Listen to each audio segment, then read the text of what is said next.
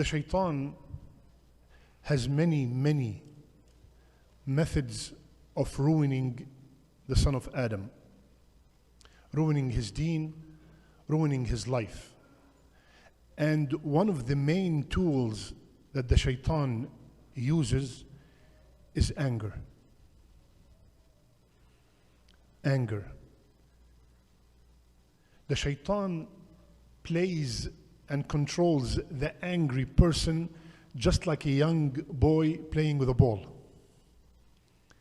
From the outside appearance, red face, bulging veins, the heart is full of envy and vengeance and complete out of control.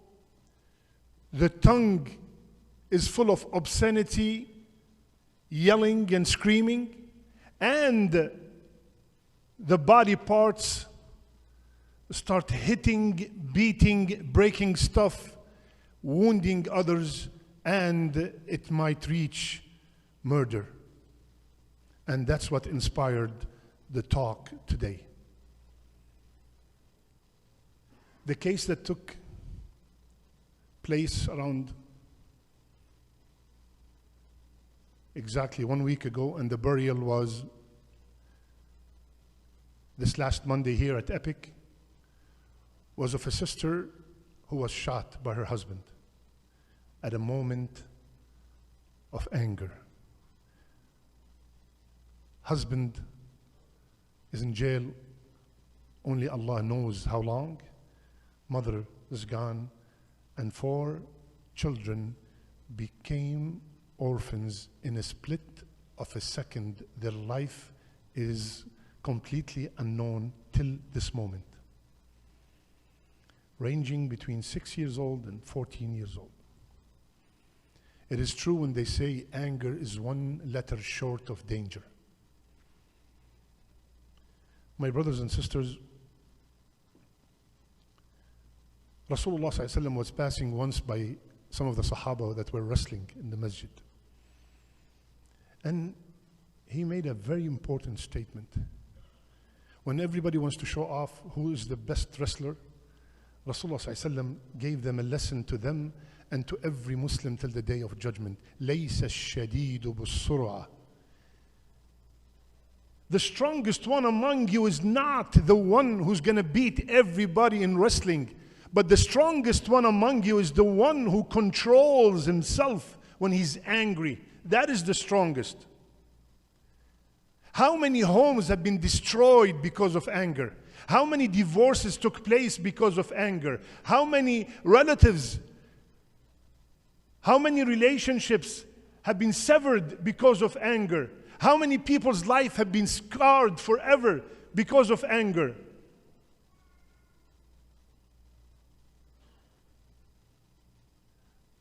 Ali radiallahu anh, he said, Al-ghadab awwaluhu junun wa akhiruhu nadam. Anger, the beginning of it is craziness, madness, and the end of it is regret. Do you think the guy in jail now is regretting what happened? Life completely ruined in a matter of seconds. So Rasulullah ﷺ did not leave us without a cure. One time he was passing by and he saw 2 people fighting. One of them was so angry that his veins were bulging. He said, I know of a statement, that man, if he says it, all his anger will disappear. What is it, Ya Rasulullah? He said, A'udhu billah min ash-shaytanir rajim. Allahu Akbar. Seek refuge with Allah from the one who caused that anger to start with, who's fueling that anger. And he told us that if you're standing, sit down. If you're sitting down, lie down. Change your position. That will control your anger. And one of the ways and the tools to control the anger is to remember the reward that he promised, alayhi salatu wassalam, for the person who controls his anger. And he said, لا تغضب. He told the person, لا تغضب ولك الجنة. Do not get angry, and Jannah is yours. Try to be quiet. Rasulullah sallallahu alaihi wasallam, he said that إِذَا غَضِبَ أَحَدُكُمْ فَلْيَسْكُتْ. If one of you gets angry, let him be quiet. Unfortunately, especially with the spouses, when they get angry, when they start fighting and arguing, and then they start challenging themselves, right? The wife, in كنت راجل طلقني. If you're a man, divorce me. If you're a man, dare to touch me. My sister, I advise you, don't use these statements. It's not the right time. Rasulullah ﷺ told us to be quiet when you're angry. My brother, leave the room, leave the house, go for a walk. Pause for a second and think. This helps a lot. Pause for a second and think before you answer, whether you're a male or a female. A man came to one of the righteous and he cursed him. And he started cursing left and right and up and down. You know what the righteous said? If what you said about me is true, may Allah forgive me. And if it's not true, may Allah forgive you. Allahu Akbar. Umar ibn Abdul Aziz radiallahu anhu walked into a masjid. It was dark at night, so by mistake he stepped on a person. The person said, "Amajnunun ant? Are you crazy?" So Umar ibn Abdul Aziz said, "No." So the guard with Umar ibn Abdul Aziz immediately wants to beat the guy. "How dare you speak to Amir al-Mu'mineen like this?" So immediately Umar ibn Abdul Aziz said, "Stop, what are you doing?" He said, "Did you see Amir al-Mu'mineen, how he spoke to you?" He said, "He didn't do anything. He asked me, 'Are you crazy?' I said, 'No.'" Subhanallah, if you just think for a second and pause, don't get like furious and you want to, "Yallah, you talking to me?" You know, like New Yorkers. "Are you talking to me?" Subhanallah. So we have to be, I know it's very hard at that moment, but this is what these gatherings are for. Every time you get angry, remember this gathering, that pause, calm down. Do not raise your hand. That sister in your house is an amana. She's an amana. Her parents have entrusted her to you to take care of her and honor her, whether it's verbal abuse or physical abuse. And lately I've been hearing a couple of men came to me and they said, "My wife is beating me." Inna lillahi wa inna ilayhi raji'un. Sister also do the same. Subhanallah. So, brothers, like you have heard and you have seen, we are here tonight, inshaAllah ta'ala, to discuss what can we do in order to avoid. Because, you see, mother is gone, may Allah have mercy on her. Father is gone, and the kids are lost in the system. It's not easy. None of us here, none of us would like his son or his daughter to grow up in a non-Muslim household. And that could happen easily if we do not control our anger and respect one another. And anytime, and this I will finish with this inshallah. Anytime, my brothers, my sisters, you feel that the relationship is not working or there's some kind of problems, please, I beg you, seek marriage counseling. Please. Many people, especially the people who are immigrants, they think that counseling is for crazy people. Not for us. No, ya akhwan. 90% of the people who I sent to counseling, their marriage was fixed with the fadl of Allah and the counselor. Please, don't wait till it gets so bad that you cannot control it anymore and then seek counseling. Anytime you have any issue, you could come to us, and when we find out that it reaches a point that we as imams cannot handle it, we send you to professional help, and this is what I do most of the time. May Allah subhanahu wa ta'ala fill our homes with love and mercy. May Allah protect our children. May Allah protect our community. I'll give it to Shaykh Yasir, inshallah. Sister Farhana, if you could come forward, please.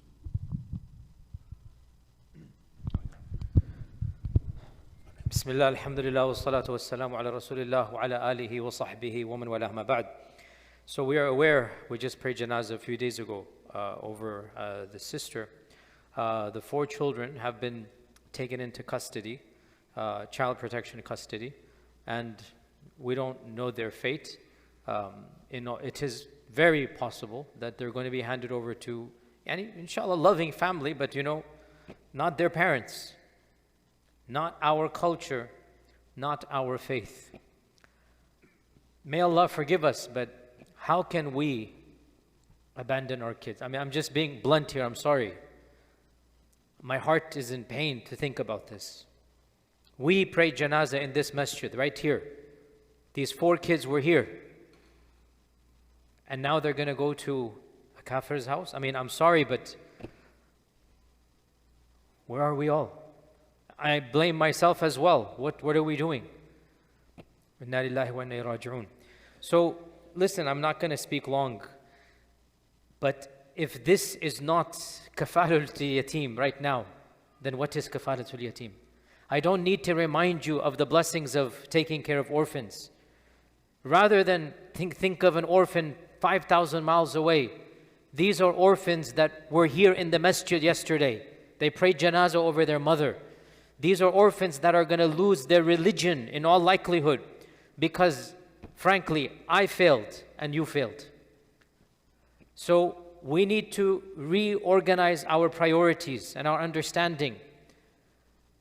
Our Prophet ﷺ said, the one who takes care of the widow and the orphan is like the one who's constantly doing jihad fi sabilillah. This is our way to earn Jannah. We all know, ana wa kafir al-yatim. How many times have you heard this hadith, right? Don't let shaitan come to you with the most trivial of excuses. Oh, but if I take a boy, he won't be mahram. Ya akhi, I mean, I'm sorry to be blunt here. You're worried about the hair of your wife. You're not worried about the iman of the child? I'm sorry, but even if you're not able to observe the hijab 20 years down the line, are you going to compare something like this with the iman of a child, the tarbiyah of a child, the complete destruction of the culture and the kalima of the child? There is no comparison at all.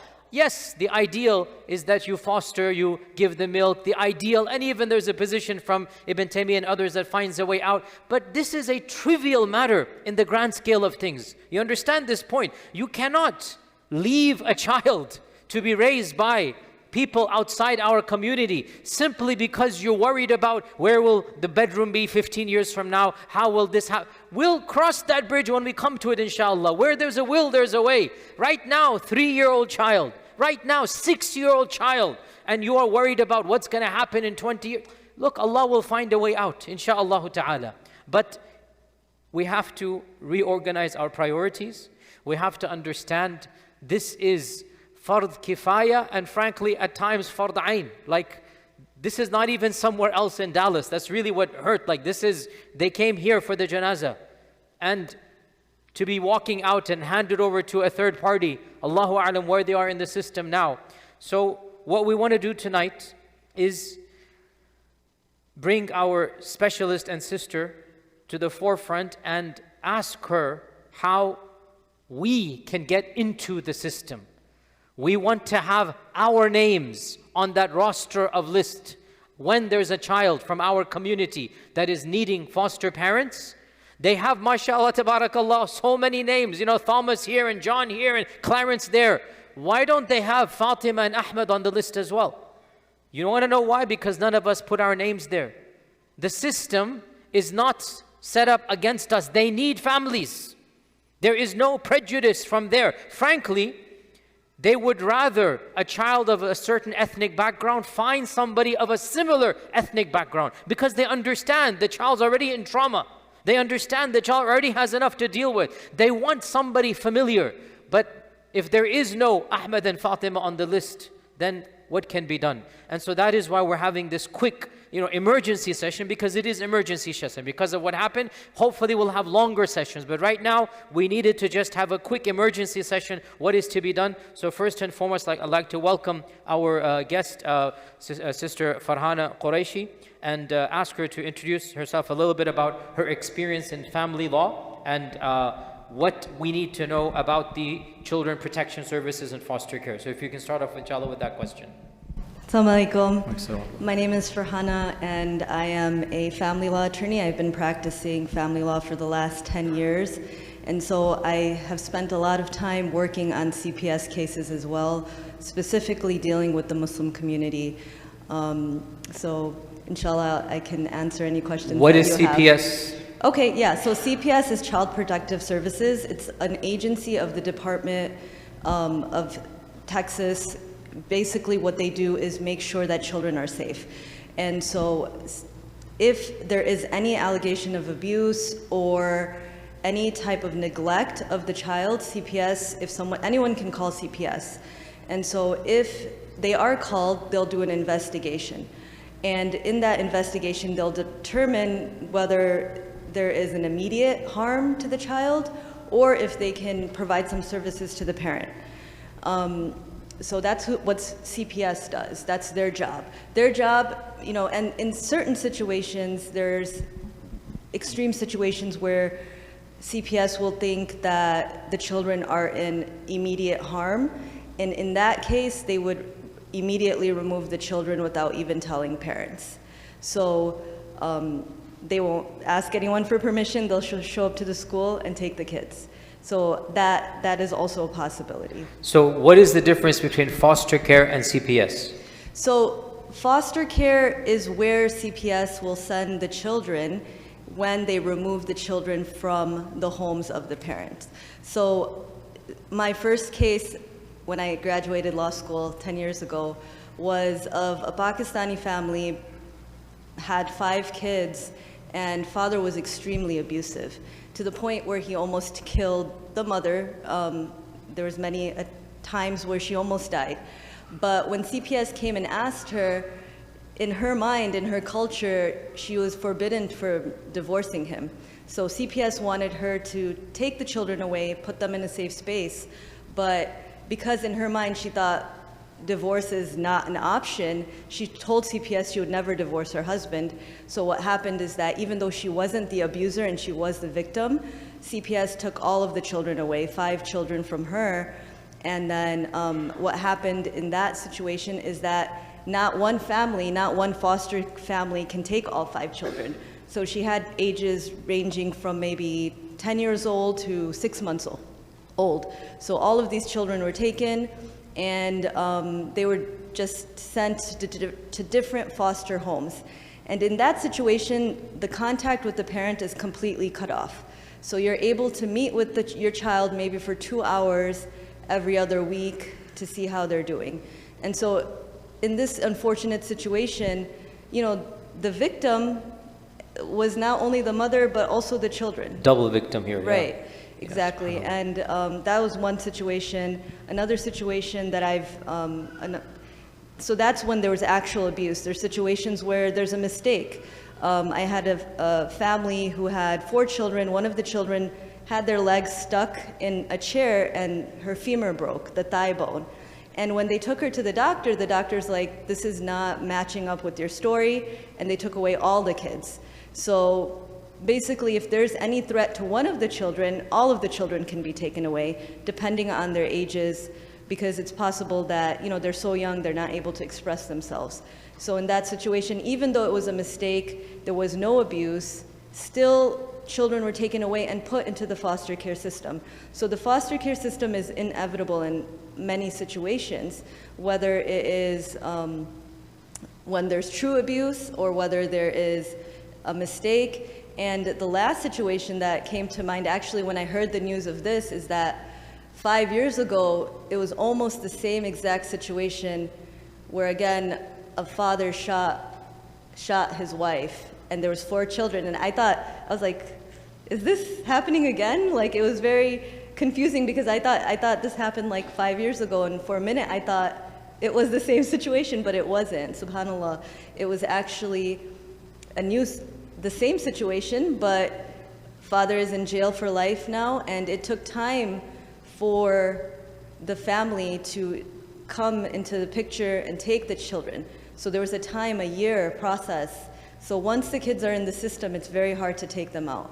And so initially when children are removed, after 14 there's a hearing right away, and if the attorney can prove that the parents, or one of the parents at least, is not in imminent harm, then the children will be returned. But after that 14 days, if the lawyer can't prove that the children are not in harm, then they basically go into the system.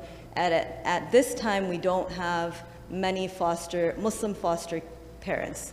So So as I said, I deal with these cases a lot. In the last situation, there was one Muslim foster parent, and she was able to only take a few children, because the limit is 6 children, and she already had 3.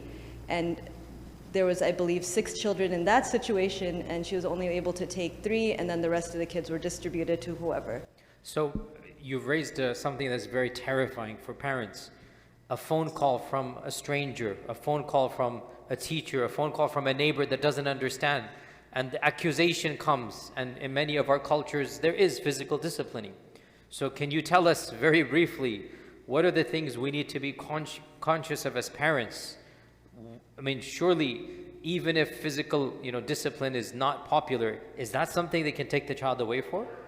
Definitely, that has happened, where if the child sustains any type of injury, although according to Texas law you are able to physically discipline your child, but if the child is being disciplined to the extent that it's leaving marks on their body, or if you're hitting with a closed fist, then it could be considered abuse. And if the child complains to a counselor or anyone, then definitely yes, the child can be taken away. A lot of those times, CPS does do an investigation and provide services if the child is older, to teach the parents how not to discipline your children.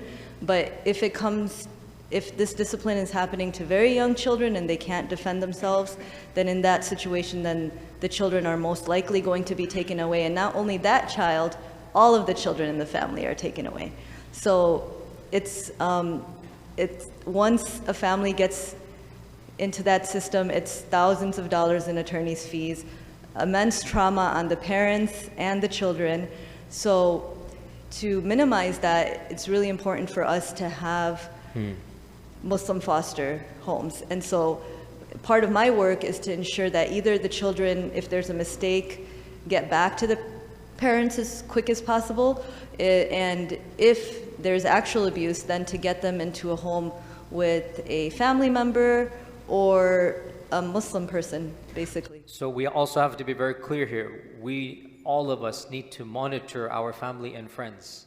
It is much better we keep in check our family and friends' children rather than a stranger. We cannot allow this abuse to take place in our watch.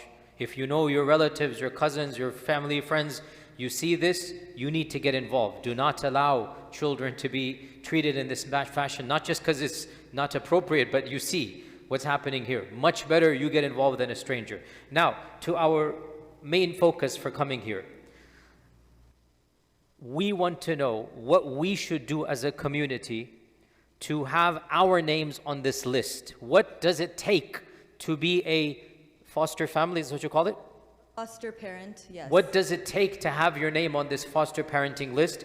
And what are the steps to follow? What are the exams? What are the checks? So tell us in a very proactive manner, very simplistic manner that we can actually do. How do we go about for those that are able? And also, what are the qualifications? I mean, is there an age? What if you already have 2 children, 5 children, no children? What are the conditions? What are the ages? What are the ways to do that? So it's about a 3 to 6 month process where you would do an orientation, and then you would apply, and they would make sure they would do a background check. They would need referrals. You have to be over the age of 21. You cannot have more than 6 children in your house. You would have to have mentally stable. You would be able, if you're married, you need to show proof of marriage. If you are not married, you would need to show that you're able to care for children. You would need to provide references, and in the end, they would do a home study. So they would come to your home, make sure that you are up to code in different ways in terms of like the fire code. You would need to learn CPR or be trained to know CPR. And there is a training process that also teaches whoever is wanting to become a foster parent how to understand abuse, understand neglect, understand the trauma that the children are going through, as well as know how to discipline children in a non-physical way. So there is a process that happens, and it's a 3 to 6 month process, and it starts with the Department of Family Services. What is the website? It's DFPS, Department of And So Department of Family Services. yeah, I think you can Google that. it. Yeah. And you just apply online. You could apply online, and there's an initial orientation, and so you would have to find out the times of that orientation, and then you would go and they would provide you with an application. They would also conduct an interview, and they would basically guide you through that process. How about your own socioeconomic level? What are the cutoff points, and also does the government help you financially? So the government will help you, but to qualify, you should be able to take care of the children on your own without government assistance. So yes, there is a stipend that they do give, but you need to be able to financially take care of the children on your own without the government assistance. Okay, and is there any housing requirements, like, you know, how many bedrooms extra you need to have, or is it just how? You should have sufficient space and not have more than 6 kids. I think they would go into the detail. They would actually do a home study to ensure that your home is sufficient for the Is there a children. cost to apply? I don't believe that there's a So cost. it's free to apply. Right. You have to just go through some training. They come to your house and interview you, and 3 to 6 months, and that's it. There's a process, yes. There's a process. But it's, from what I'm understanding, it's not that time consuming. Right. As long as you're able to commit to it, see it through, then yes, it's possible. It's not a difficult process, and they're looking for people to help. So And minimal cost, minimal time. It's just a matter of qualifying, background check, people checking your house, physically coming in and seeing that there's, you know, potential for children to be housed here. Would they proactively put Muslim kids with Muslim families? Is that something we can request? Like, Yeah. I want to be for people of my ethnic or religious background. Yes, definitely. It's their lawyer, whoever the parent's lawyer is, would make that request. And the parents, if they don't have a lawyer, then they would want to make sure that if you don't make the request, they're not going to go out of their way to do it. But if you do make the request and ensure that that is happening, or you have to proactively. So once the children are in the system, you know, the lawyer has to fight. They have to fight through the system to make sure what they want is happening. And of course, you have the right to see whether you want before they assign you, they'll tell you about the situation, right? Correct. And yeah. you have the right to say, I want people of this background, that background. So basically, obviously, most of us were super, like, you know, concerned about Muslim kids. Mm-hmm. So we're going to make sure that that's something we're interested in, correct?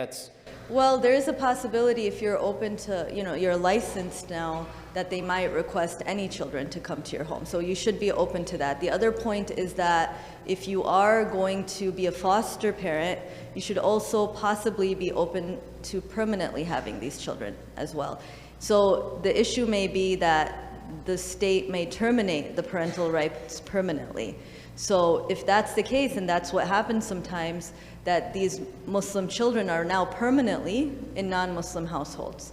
So the goal of CPS is reunification. It's not that they want to terminate parental rights, but there could be a situation where the abuse is severe, or maybe even similarly in this situation where the father is in jail and the mother is dead. There is no choice, and if there's no alternate person that's a Muslim, then whoever has adopted them or whoever's fostering them may end up adopting them permanently for the rest of their life. And, you know, I've had kids taken to church. There's no restrictions. Once you're in, you don't even know who the parent is, actually. The records get sealed. So if the parental rights are terminated, you don't know who adopted your child. You don't know where they are, and they're basically gone in that situation, which I've had happen as well. Good. Jazakallah khair, sister. Well, yeah. And the same thing as the last topic. We are discussing mainly disciplinary. But what if in an unfortunate case, like this case, or even a father and a mother, let's assume, died in a car accident? Mm-hmm. Can we, before this takes place, can we say, okay, in case me and my wife died, I want my children to go to that family? Is that something that they would respect? That's a very good question, because as I also do estate planning and wills and trusts, and part of what I do is provide temporary guardianship and permanent guardianship. So in the paperwork that I draft, I put in there, under no circumstances will children go to CPS and have the name of the person that's within 10 minutes of living within the parent's home or whoever, who can immediately pick up the children, and they would never go into the CPS, because already if the parents have passed away, there's immense trauma, and for them to go now to a stranger's home is even worse. So, and if there is no temporary guardianship, there will be a chance that they'll be in CPS custody until a judge can decide which relative that the children need to go to. And that sometimes it happens that the relatives fight over the children, and now the children are now in CPS custody until the relatives go through the court process and figure out who will actually be in charge. So yes, we can proactively create guardianship, temporary guardianship documents, as well as permanent guardianship documents, to ensure that our children do not get caught up in the system. Jazakallah khair. One question might be a little bit controversial. With this new thing in the family system, would the same couple consider themselves as a family? So the children might also go to the same two fathers or two mothers? Is that something possible also? I think Texas has been a little strict, but maybe they're becoming more open to this. I haven't seen that happen. One thing that I have seen, which is a bit sad to me, is that there's unaccompanied refugees that are coming under the age of 18. And because they're coming through non-Muslim charities, these non-Muslim charities basically are not allowing any Muslim parents to foster these Muslim children, like the Syrian refugees or the Afghani refugees. And so they will not, so I've had people I know go in and say, I'd like to take these children and foster them, but they'll ask them, are you Muslim? And they'll say yes, and they'll say, no, we can't, we don't want to send you, we don't want the kids to be fostered by you. And now these children are begging their foster parents to take them to Jummah, to take them to Eid, to, practice their religion, and they're not able to. And so that's another aspect of, and the Texas law allows that. And it's very unfortunate. So, brothers and sisters, inshallah, she's here for a while. When we're done, you can ask her any specific questions. But the goal was really an emergency meeting to show us, what is the reality. We actually have now 4 of our own children in the system. I mean, this is not some hypothetical, theoretical. This is happening right here and now. So we decided we need to raise public awareness. You heard yourself. The process takes minutes. The step's going to take a few hours. Your name's going to be in the system. The children will then you're going to be told about the case. It's up to you, yes or no. So, inshallah, whoever's able to do that, this is fard kifaya on all of us to do, inshallah. And may Allah subhanahu wa ta'ala give us all the himmah, give us all the open hearts. To be honest, it's very sad. Wallahi, we're in this situation. What else can be said? But inshallah, you have any concluding thoughts, Shaykh? No, just like I mentioned, like the Shaykh mentioned, this is just an emergency because of what happened.